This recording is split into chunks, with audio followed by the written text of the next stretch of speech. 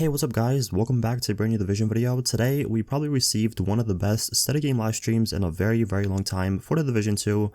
And I wanted to make a video, show you guys pretty much the highlights, show you guys the best and most important parts that I saw from the live stream. And in case you missed the live stream, I will always have a link in the description. You guys can check out the full thing. But I wanted to make this video. This is probably going to be my longest video on the channel like ever. But it was really good. There was a lot of information about loot, gear changes, a new loot system, and just crafting, recalibration, stuff like that. There was a lot of different changes talked about in detail, so I wanted to pretty much include everything. So again, I do apologize if the video is really long, but if you have the time, if you want to know pretty much everything that is coming out, then I would recommend checking out the entire video. But really quick, I do want to talk about some of the information they provided to us right away. So first of all, the PTS is actually coming out very soon. As of right now, there is no specific dates, but the PTS will have multiple stages to it. Also, TU6 or Title Update 6 is coming out in October, so in 1 month. Also, in the most recent maintenance, they did fix some issues with the raid resetting after the host left the lobby, and also the issues with collectibles and classified assignments has been fixed as well. But anyway, enough with the chit-chatting. Here are the most important parts of the live stream, like the new loot system, the crafting, recalibration, and just all the changes coming into TU6. All right, so today, let's just start at the top level. What are some of the things that we're going to chat about today? We're going to talk a little bit about gear, so the brands, gear sets, and named items. And then my favorite topic, loot. And then also a little bit of crafting and recalibration. Cool. Yeah. All right. So one of the named items in particular, we'll come to this in a second, but those are some of the things that I think kind of fly under the radar a little bit, because there are really only a couple in the game right now. Yeah, we have only a couple. Like when we're talking about named items, we mean, you know, the shield splinter that's in the base of operations box, or Emmeline's P90. We only have a couple now, but we really want to do a revamp of those and introduce way more, and also make them like more interesting to acquire. Okay. Yeah. For anyone that ever missed the reference for the shield splinterer, like Matthew Shields, who is Splinter Shield, who is the hunter cosplayer extraordinaire who you probably know from throughout our community. The shield splinterer is Splinter Shield from chat. I don't know if Splinter Shield is in chat, but hi Matt. Hey man, just so if people want to know a bit of trivia about the world of the Division, there you go. All right, diving a little bit deeper, because this update, Episode 2, TU6, whatever it is known as by the community, is big, and it needs to be big, I would say, because there's a lot of things that need to be looked at and have been looked at. Yeah. What is the critical, biggest change you've been working on in terms of the next update? Personally, I've been working on a new loot feature, which we're going to dive into in a bit. Okay. All right. Well, before we get to that, because we do have a bit to get to before we get there, what can you tell us about the brand sets? Because there's some changes there that I think we need to go through. Yeah, we made sure that all of the brands now have items in all of the slots. So you no longer need to have like these particular brands for these slots and these particular brands for those slots. So that will make it easier to just like make different builds, because you have more flexibility in terms of combining items. And it's also should make things more clear. Yeah. Because now we don't really tell you which brands have which slots. So it's kind of like you could be hunting for an item that actually does not exist. Yeah. Like I think things like the Araldi chess piece doesn't exist, for example, if I can't remember it. But I'm pretty sure it doesn't exist. And like there's no way to tell. No, that exactly. It doesn't exist. Yeah. Right? So you could be hunting like, I need one more for the brand set thing, and I want it to be in this slot, but that slot might never. Yeah, so it's both for clarity's sake, but also for flexibility's sake. So all of the brands will have this, except for the 511, because that's like a real world brand, and they only make a certain type of things. Okay. So we only have those types of things. Yeah. Okay. But that's, I mean, it sounds, at least the way you say it, it sounds like a casual change, but that's a big change. It's pretty big, yeah. And I know that you're not necessarily working on the side for how that works in terms of balance and the way that gear works, and you're, like you say, the delivery guy. But I imagine that's going to have big implications for the way that people build their characters. Yeah, but I think that's like kind of a main point for TU6 in general, that we know that it takes a long time to get to what you want to build.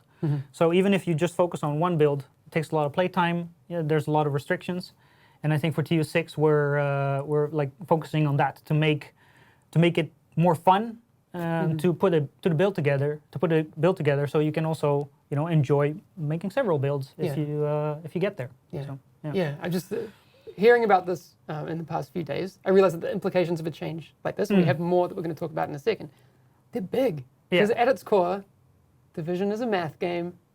No, but it actually is. Like if you go to, I don't know, I like hanging out on Solid Stream, and the math behind the potential of changes like this that someone's going to have to do. Sorry about it, but it's a lot.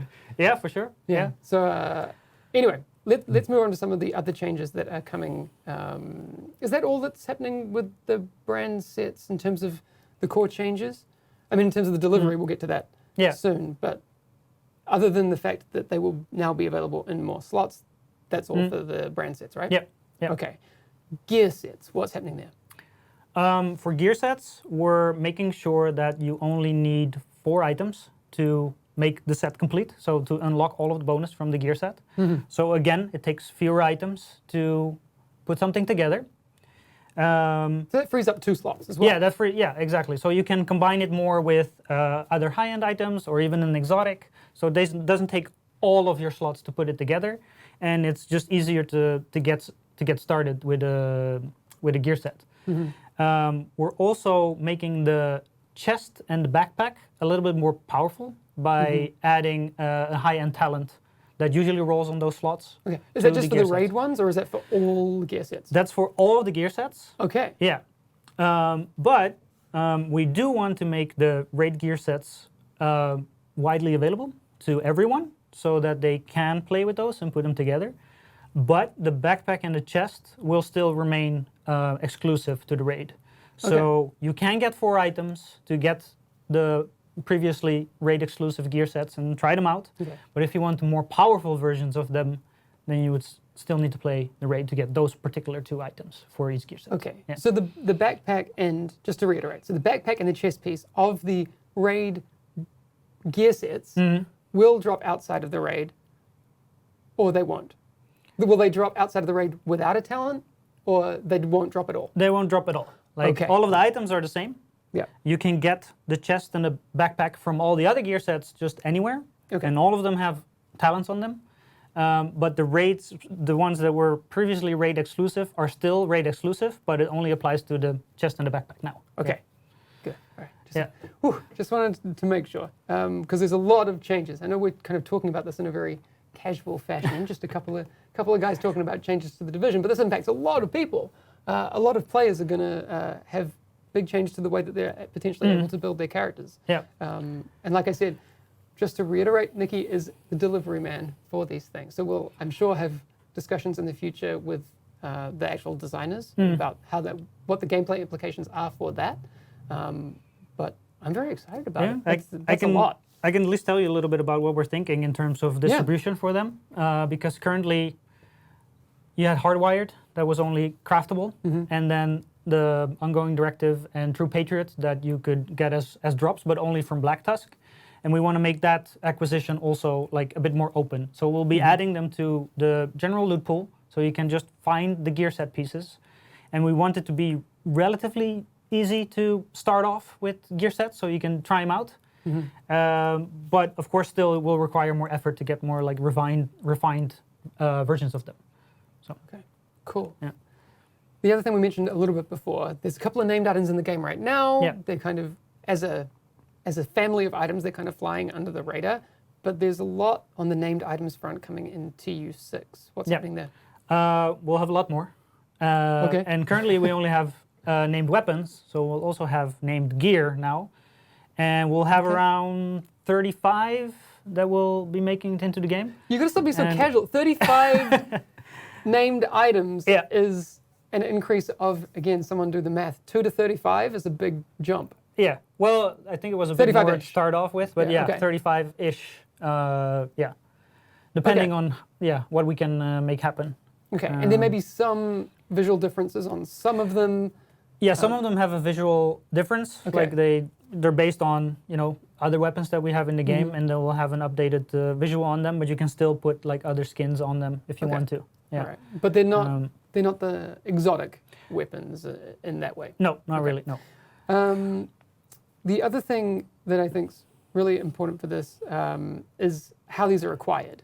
Because right now, you mentioned earlier that the shield splinterer is acquired from the hunter stuff. Yeah. How will people be able to get their hands on the named So items? we're still trying to figure out the details like per named item. We now know that we have this pool of things to distribute. So we'll continue that line of having unique sources for some of them. So as a unique reward for doing something.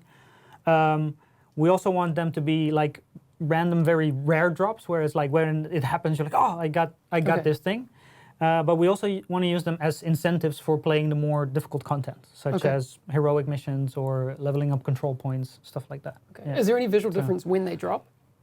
I think so. Yeah, we're working on that to make sure that when it happens, you will see that it dropped a special item. Yeah. All right. 'Cause I don't want people to miss it. No, that would be. Because in the UI, they're somewhat similar to high ends, but they have a few differences. Yeah. And I see some questions in chat.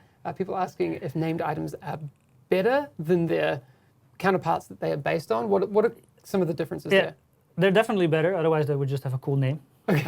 So they're different. The thing that they have is they're kind of in between the exotics that we have now and the exotics that we have in Division 1. Okay. So the unique thing to them is that they will have a unique talent to them, but it's basically an improved or what we call perfect version of a high-end talent that we already have in the game. Okay, so it's not a different talent. It's not a different talent, it's just the stats of it are different. So, for example, if you have a talent that does 10% weapon damage in certain conditions, now it may have 15, for example. So it becomes an improved version. If you want to spec into a certain build, then there are more special items for you to add to that build, basically. And the rest of them, the rest of the stats still are, they still roll. So you can reacquire them to get different versions of them and better versions of them. Okay. So now we could potentially have a situation where you have these 4-piece gear sets and people are hunting down 2 extra pieces that they know have these talents on them because those are best in slot for these things. Yeah. And there's still this puzzle of, what do I make my gear set pieces, and what do I make my exotic, and what do I make my named items, and what are other items. These are big changes to the gear game. That's They are, yeah. We wanted to make loot drops and just acquiring stuff and perfecting your build more fun and give you more agency over that. So you see that they come from different sources, heroic missions, maybe like control points or that sort of thing, or will some of these be in the dark zone, or? Yeah, we want to really look at the ones that we have and distribute them across the entire game as we have it, so that if you're playing certain things, you can find a subset of those, and you go somewhere else to get other ones. Okay. So the exact place of where they are, that's still something that we're trying to figure out. But we're trying to come up with some cool stuff and some challenging stuff. Yeah. Okay. All right. The first thing I would imagine the community would say, don't put the crazy best stuff in the dark zone, which I understand. I mean, we have to be aware of those sorts of things. Yeah, and we are. And these types of things is they're slightly better, but they're not like the thing to have, right? Like you can still get the items. But if you want that little bit more. If you want that little bit more to it, then you can go get them. So yeah. One of the things I don't think we clarified exactly what that would mean. So the talents will be locked every time you get, let's say there's a named item that is a LMG. That LMG named item will always have the same talent every time it drops. Yeah, that one perfect talent is unique to that weapon or gear piece, and that's what it's has that name. Okay. Yeah. The rest of the stats on it, those can change? Yeah, those still roll. Okay, so they're not like exotics in that they're always fixed? No, exactly. Okay. Yeah. All right. Just wanted to be clear. Yeah. Are there any interesting things with the recalibration of that talent, or should we talk about that at the recal point? I think it's pretty safe to say now that you cannot recalibrate that talent because they are unique to that named item, so they should stay on there. Okay, cool. Yeah. All right, well, we have more on recalibration coming up in a second, but I think that's probably a pretty smart move. As always, we're going to be having balance as an ongoing topic well, throughout the lifetime of the game, but especially during the PTS, which is happening soon. And in the coming days, we'll have more information about when that is happening. But always, always, always give us your feedback. If you don't have the chance to play, tell us what you think of if you're watching any streams or see any videos. We always want people to weigh in. Or if you just read the notes and you're like, hang on, maybe this is better, or maybe that. We want your feedback. So the forums is a really great place for that. And just to get involved in all the discussions, because we really appreciate it. So, a lot of loot. A lot of loot changes, a lot of... More loot. More cool loot, stuff. Get a lot of cool stuff. Yeah. How are you going to make sure that people have a way to get that loot? I mean, I know the answer, but this is my segue. Yeah. Good segue. Thank you. Well, this is the big thing that I've been working on. And we know that the loot pools are pretty big. And there's now even more stuff in the loot pools for you to get. And we know that it is hard to focus on a particular thing that you want. Sure. So we now have a new system that allows you to, by choice, kind of narrow those loot pools to what you are looking for. More specifically, that means that all of the main missions and all of the name zones have a certain type of loot associated with them for a certain period of time. And the loot pools that we have that are like smaller and that you can target are all of the different weapon types. So you can go and look for an assault rifle or an SMG and so on. All of the gear slots and all of the gear brands. The 2 different types of mods, so skill mods and gear mods, and possibly the gear sets. Okay. And that is distributed across all of the missions and name zones that we have for a day, and then every day it's new. So that you're not grinding the same thing over and over if you do not happen to get that particular item that you're looking for the first day. Yeah, So, like if you had an AR that was only available in that mission and was only ever available in that mission, that might get kind of old. Yeah. I guess like the Lexington grind for Barrett's chess piece. That's when... Exactly. We don't want that to happen. No, it's kind of that, but dynamic. Yeah. Okay. Yeah. Cool. Hard to visualize. Good thing we have a video. Yeah. We might have to play this through a couple of times because there might be some things that you miss on the first time we watch it. But let's take a look at this because it's pretty cool looking. So once you reach World Tier 5, this is only active in World Tier 5, you have this button in the bottom of the screen, D-pad up, to switch to this type of loot view. And it shows you like where all of the different things are for this period of time. Okay. So the name zones, those are the big icons, and then the main missions are the smaller icons. So you have an immediate overview of where everything is. But also, regardless whether you turn this view on or not, we always show you in the mission details and in the name zone details what is the specific loot for that day in that area. Yeah, so this is just want to reiterate, this is a work in progress build. There will be changes to the UI over time and about how those things are clearly put forth to the player. What you probably missed at the start there was the, down in the bottom right of the map, there's the show targeted loot thing. And that's where, you have the button press or it'll be something different on PC.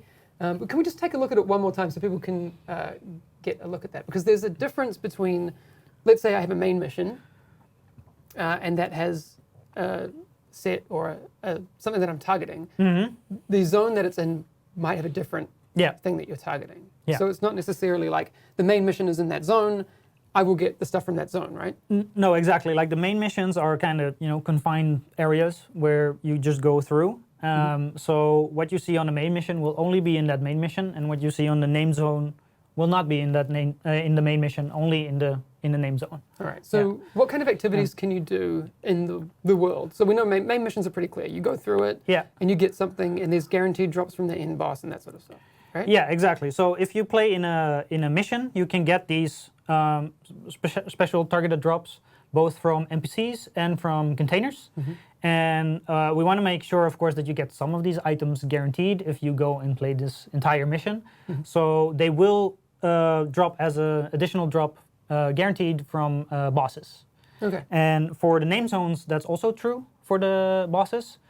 So that means that you can level up control points to make bosses spawn. You can activate a bounty in the name zone to spawn a named boss. The deck of 52 are also included. And then there's also another guaranteed source for the name zones is activity completion. So if you go and do like a hostage rescue or like a tactical Sure. location and stuff like that, everything that gives you this little pop-up at the end of like Yeah, it says like this goes straight into your inventory. exactly all Okay. of those rewards. One of these items will also be added to that as a guaranteed reward. So Yeah. it won't be traded for, it'll be added on top. Yeah, so the entire system is on top because we don't want to really mess with the general distribution of loot. We are going to make some changes to overall drop chances from some sources because we know we're already giving you a lot of loot, and this will even give you more loot. So by adding this and like scaling down some of the other drop chances, we hope that you'll still get enough loot, but it's more targeted towards you actually want to have. Okay, Yeah. cool. Well, that makes a lot of sense. Can we just take a look at that previous video one more time? Because it is pretty quick. Knowing what you know now about what we've just said, I want to see if this video makes a bit more sense for you. So you can see the show targeted loot down in the bottom right. We press that, and then we come up to this view. That's pretty cool. I did ask you this before, and you actually mentioned it earlier in the stream. You're not going to have a situation where there are more loot pools than there are zones, right? So there will be some, if you're looking for something, it will be on the map somewhere. Yeah, exactly. Yeah, we have more missions and name zones than there are smaller loot pools. Okay. So you will only get duplicates and never miss anything. So every day there will be something for you to do to target the specific thing that you want. Very cool. Yeah. So we also have another quick little video about what that looks like because we don't want people to miss when those drops happen. So this is what it will look like if you are in a main mission, because there's some UI changes that we can take a look at. Yeah. So these drops can happen, like it shows you here in the the mission targeted as well loot as a thing. reminder. And then these drops happen on top of the other drops. So if an NPC already dropped something, then you have a chance to also get this item. And if that happens, we will show you in the loot pile, like, hey, this was the thing you were looking for, by showing you the same icon that you see on the mega map That's cool. and in the other locations. So hopefully you don't miss it.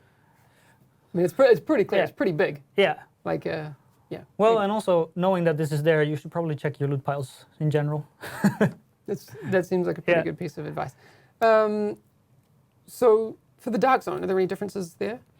So we treat the dark zones basically as name zones. So containers are included, and enemies are included.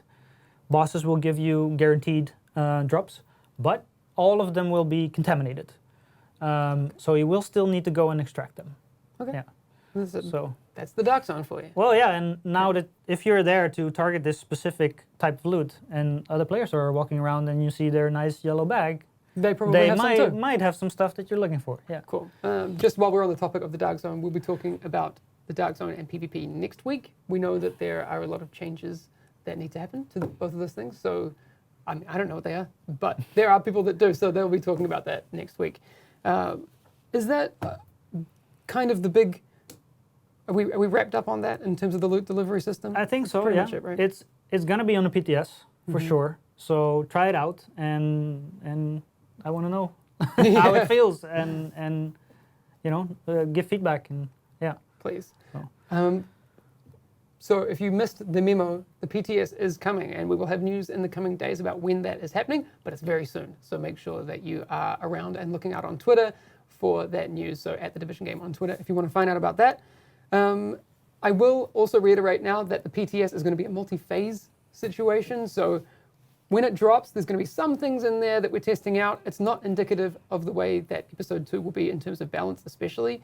There's a lot of pulleys that need to be pulled and switches that need to be, like that. I don't know how game design works, clearly. But there's a lot of changes that still need to be made. So do give us feedback on what is there, but make sure that you have that in the back of your mind, that this is by no means what we intend to be the final product either. Okay, moving on. There's a lot to talk about with Recalibration because that's your baby, pretty much. It was my baby in Division 1. It's more now Rasmus's baby. He adopted it. Yeah, kinda. Yeah. Rude. Rude that you would abandon your baby to Rasmus. But it makes sense because he also does crafting, so it's like a Okay. good combination of things. But Okay. But you guys share an office, so you know about a lot about this stuff. Yeah, I know about it, and I synced with Rasmus beforehand, so Cool. I have a list of things. Perfect. All right, So- let's start from the top. What are the biggest changes to recalibration this time around? For recalibration, the biggest change is actually, well, I'm not sure if it's the biggest change. The biggest in-your-face change is that it has a completely new UI. Okay. So the previous UI would let you pick an item to recalibrate, and then pick an item you want a stat from, and then pick that stat. We're now doing it the other way around, where if you pick an item to recalibrate, and you pick what you want to recalibrate there, you get a list of what are the things that you can put on there. Okay. And then once you go through that list, looking at all the values that we'll sort for you so you can see what's the highest and so on. Once you highlight those, you can see, of course, still what item it will sacrifice to do that recalibration. Okay. So you don't need to go through each item individually to check, Exactly, like, is yeah. this better, is this better, is this better? Yeah, exactly. Okay. Well, I think that's a big change. Well, it's definitely a big quality of life change. Yeah. It doesn't necessarily change the end result, because you still had access to all of that in the current version of the game. Yeah. But at least It gives you a better overview of what's actually available to you, and comparing values gets a lot easier. Yeah. Okay. What are some of the other changes to Recal? We're going to allow you to swap stats from different colors, from different types. So you can That's big. swap out. That's pretty big, yeah. And that's again like kind of in line of allowing you to be more flexible with your builds, because it doesn't only allow you to put a certain stat on a thing that otherwise could not do that, but you can also use it to activate talents, because you're just missing this one number on your red stats or whatever. So you can do that swap both for the stats sake and for talent activation sake.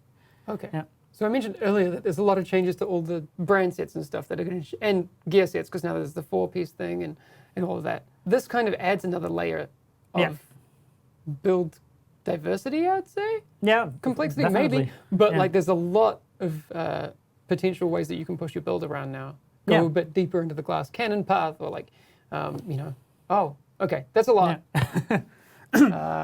Cool. Yeah. That's really cool. What other changes are coming? Well, kind of in the same line of that, there's some restrictions on what talents can roll on certain items, but through recalibration, we want to make that more flexible. So if you want to move over a talent that usually doesn't roll on an item you want to recalibrate, you can now do that. So that doesn't mean like in terms of types of talents, but for example, if there was a backpack that didn't have this one talent like naturally out in the wild. But it was on another backpack. Yeah, but is on another backpack, you can still like move it over. Okay. Yeah. But you couldn't take a chess piece specific talent and put it on your knee pads. No. If it doesn't exist on the knee pad pool of talents. Exactly. Yeah. Okay. Yeah. Cool. That's big too. Yeah. Are there any other things to recalibration? None on my list for now. No. We are still looking into also letting you change the color or type of your mod slots. So that opens up another area of like changing to. Okay. But no decision on that one yet? Not yet. We're looking into it, if we can do it and how we want to do it. Okay. Yeah. Cool. Maybe for the future. Maybe not for TU6, but something. I mean, if you have feedback on that, that's always cool. So crafting and recal kind of go hand in hand. Yeah. Right? What are some of the changes to crafting in TU6? So for this, I actually have to look at my list because it's a lot. We're raising the material caps, so you'll be able to carry more materials. I don't know the exact numbers from the top of my head. It also depends a little bit on the type of material. So the common materials will grow more, and the more rare materials will stay a little bit lower. We're going to bring back the material sharing perk. I think we had it on the PTS at some point. Yeah, we didn't PTS. end up putting it in TU5. Exactly. So if you decide to purchase that perk, then all of your materials will be shared across your characters. Okay. We're going to give you more materials from NPC drops. So the drops that are already happening will just have like more materials in each drop. And when you're full on them, we're going to stop dropping them, because you get a lot of these, loot piles lying around that you cannot actually pick up. So we're just going to not drop it for you. Okay, that's nice. Yeah.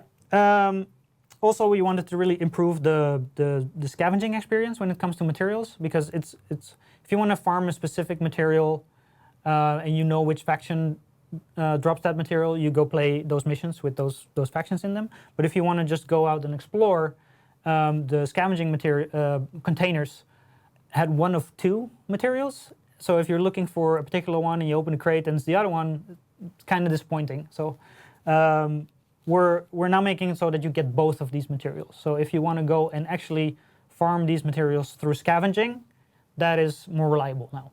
Okay. We're also giving a chance of getting polycarbonate from deconstruction. Handy. Very. And then when it comes to crafting itself, so this has all been like acquisition kind of thing. When it comes to crafting itself, we're gonna lower the cost of crafting when it comes to the like kind of gray common materials and also the brand materials. Okay. And also now with the loot rotation system, you can of course more easily target specific brands. So even if you get items that are of that brand but not exactly what you want, deconstructing those will help you craft new ones because you'll get the brand materials from those. And then another cool thing is that we've gotten a lot of questions about, I see that there are this many blueprints that I do not have. Where are they? I've done all the things, where are my blueprints? So we're gonna show you for the missing blueprints, once you're in endgame, where those blueprints come from. Cool. So which ones there are still there and what you need to do like generally to acquire them. Nice. Yeah, because I know in